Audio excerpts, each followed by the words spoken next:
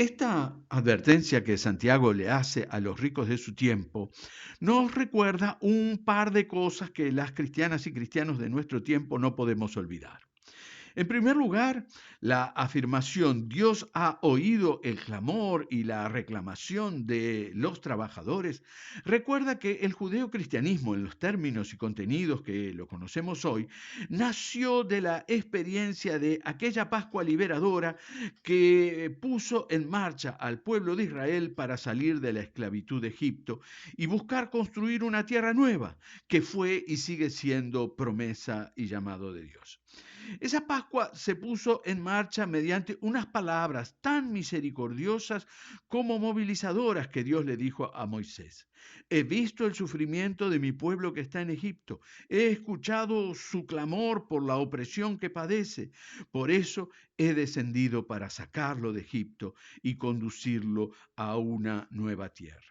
En efecto, como el pueblo de Dios nació como respuesta de Dios al clamor producido por la injusticia, la pobreza y la opresión, Santiago le recuerda a la iglesia de su tiempo y de todos los tiempos que ella no puede permanecer indiferente a los sufrimientos y reclamaciones de las trabajadoras y trabajadores. En segundo lugar, la condena que hace Santiago a la riqueza por estar podridas y sucias, por ser el fruto de salarios que debieron pagarle a los trabajadores y no lo hicieron, le recuerda a la iglesia que no solo ella debe rechazar su propia riqueza material, sino que debe ver con sospecha la riqueza de los ricos, porque siempre tiene por detrás una injusticia acumulada.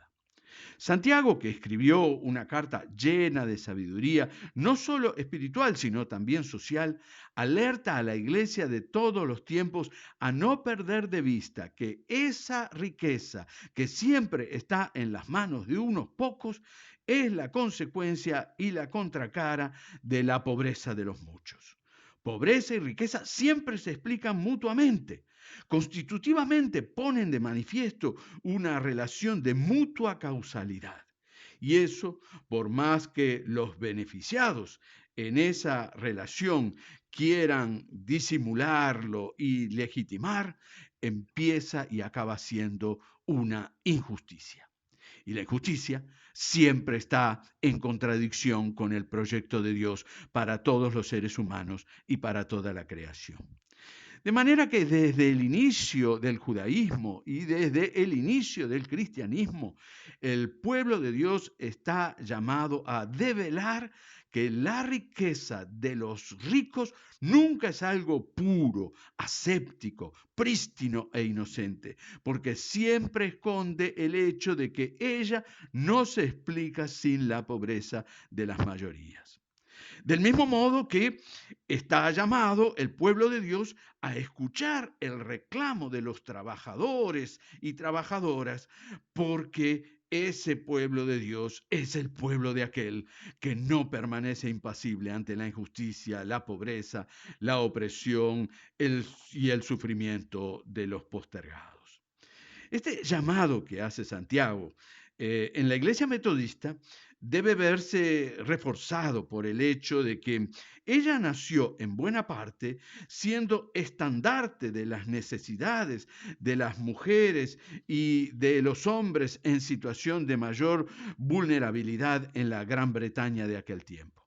No es casual que se fundaran en el metodismo naciente tantas casas para acoger viudas absolutamente desprotegidas, que se pusiera el foco en los hijos e hijas de los obreros que no tenían acceso a la educación, que Juan Wesley fuera un gran impulsor de una ley que reformara las cárceles para hacerlas más humanas o que encabezara la lucha contra la esclavitud, entre tantos otros ejemplos que podríamos mencionar.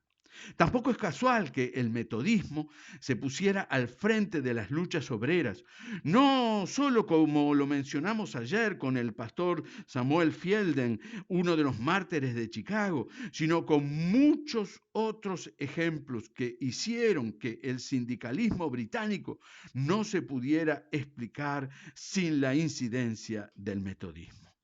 En tal sentido, Hoy vamos a rescatar sintéticamente el caso conocido como los mártires de Tolpadel. En 1832, en Tolpadel, 6 obreros fundaron la Sociedad Mutua de Obreros Agrícolas. 5 de ellos eran metodistas, 3 cumplían tareas pastorales. El único que no era metodista abrazó el metodismo poco tiempo después. La lucha que estas personas encabezaron como dirigentes de la Sociedad Mutua de Obreros Agrícolas fue conseguir un salario mínimo de 10 chelines semanales.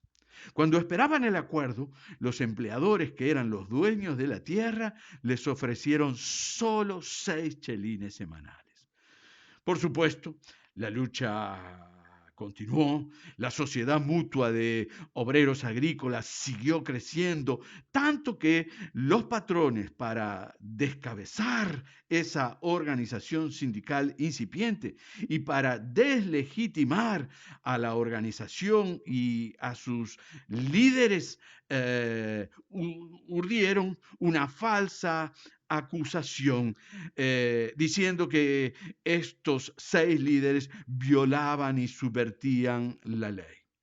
Por lo cual, en un juicio exprés, los condenaron a la cárcel, a una situación de pobreza agravada, porque debían ser trasladados a Australia, que en ese momento era como la muerte, porque se aislaba a la gente de todo vínculo con su familia y su tierra.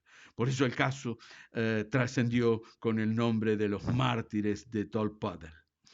Desde la cárcel, uno de ellos escribió este himno que muestra sus convicciones cristianas, obreras y no violentas. Dios es nuestro guía del campo, del mar, del arado, del yunque y del telar. Venimos a salvar los derechos de nuestro país y a proclamar la ruina de la facción tiránica. Elevamos el lema, libertad. Seremos libres. Dios es nuestro guía. No empuñamos espada, no encendemos los fuegos de la batalla por la razón, la unión, la justicia, la ley. Reclamamos la herencia de nuestros mayores. Elevamos el lema libertad. Seremos, seremos libres. Hoy volverán a resonar el clamor y las reclamaciones de los trabajadores. Hoy vuelven a golpear la conciencia, la injusticia que por momentos alcanza ribetes escandalosos, como en el caso de ese obrero del supermercado de Voto, que lo echaron por comerse un sándwich que ya no estaba en góndola porque había pasado la fecha de vencimiento, y ante lo cual el representante de la Cámara de Comercio comentó: el problema no es que el trabajador esté pasando hambre, sino que administra mal su salario. Un salario de 30,000 pesos que por la pensión alimenticia que le descuentan le quedan 9,000, de los cuales 6,000 se le van en el pago de la pensión donde duerme. Hoy también vuelve a resonar, como dice aquel viejo himno, en las luchas sociales, la voz de nuestro Salvador. Ojalá las palabras de Santiago, la voz de nuestros orígenes como iglesia y el clamor de los que sufren no pasen de largo.